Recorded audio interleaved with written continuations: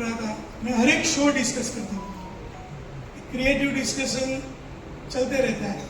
तो तारक मेहता में उनके बहुत सारे सुझाव थे जो काम में भी आए और बहुत अच्छा सपोर्ट मिला, बहुत अच्छा सपोर्ट मिला। और चालू पांडे का किरदार जबरदस्त तरीके से, लोग बोलते हैं चालू पांडे आता है मजा आता है, तो बहुत अच्छा करते हैं, बहुत बिलीव से करते हैं।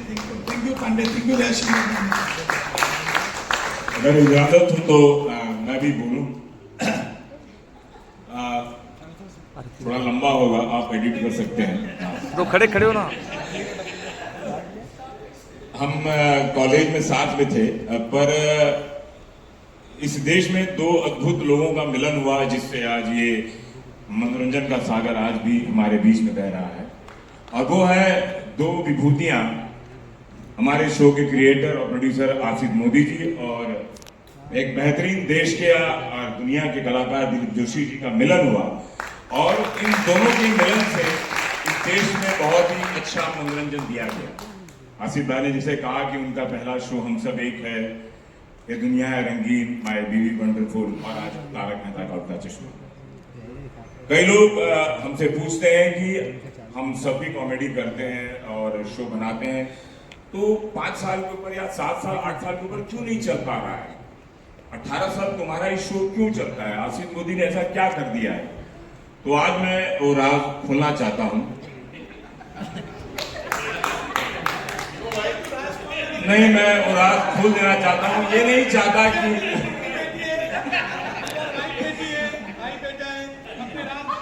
नहीं,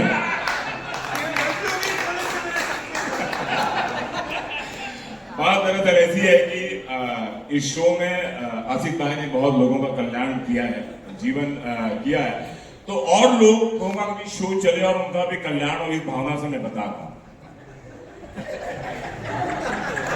राइटर एक स्टोरी लेकर आता है, आसिफ भाई सुनते हैं और कहते हैं लिखो, लिख कर लाता है, फिर सुनाता है, आसिफ भाई कहते हैं और एक बार लिखो, एक बार। फिर राइटर फिर लिख कर आता है, आसिफ भाई कहते हैं और लिखो, फिर होता है दूसरा ड्राफ्ट, फिर तीसरा ड्राफ्ट, फिर चौथा ड्राफ्ट आसिफ भाई फाइनल कर देते हैं और वो खुश होते हैं राइटर, चलो हो गया। पूरा प्लानिंग होती है, next day shooting production plan करता है कि कौन कलाकार को बुलाया जाए। रात को 2 बजे राइटर को सूझता है कुछ और आसिफ भाई को फोन करते हैं कि आसिफ भाई हमको एक सूझा है, हम 5वां ड्राफ्ट लिखें क्या? और आसिफ भाई कहते हैं लिखो 5वां ड्राफ्ट। तो वो 5वां ड्राफ्ट लिख कर लाते हैं, सब कुछ ओके हो जाता है, शूटिंग शेड्यूल प्लान कर दिया जाता है। अगर 7 की शिफ्ट है, सब एक्टर पहुंच रहे हैं, डायरेक्टर, प्रोडक्शन और सारे टीम को एक साथ जूम कॉल पर आजकल बुलाया दिया जाता है और आसिफ भाई बोलते हैं कि ये ऐसा बोलेगा, ये इतना हंसेगा, ये वहां बैठेगा और ये यहां करेगा। यानी 6ठे ड्राफ्ट के बाद शूटिंग होती है और टेलीकास्ट होने के पहले इन्होंने बहुत चालाकी से, पहले एडिटिंग रूम बहुत दूर हुआ करती थी तो ट्रैफिक होने के कारण वो नहीं पहुंच पाते थे, इन्होंने एडिटर को भी अपने पास में बुला लिया है और ये घर से नीला बहन से बात करते करते करते, जरा होल्ड करिए, जरा वो एक एपिसोड જોઈ લઉં છું, जरा तो तारी बच्चे फोन करो छे, तो फोन रखते हैं और फिर एडिट देखते हैं, कहते हैं कि नहीं ये जरा गड़बड़ है, इसको जरा रीशूट करना पड़ेगा। और ये सब करने के बाद 8:30 बजे सोमवार से लेकर शनिवार तक लोग देखते हैं। इतना कुछ करने की जिस प्रोड्यूसर में ताकत है वो करे और 18 और 20 साल शो चलाए। ये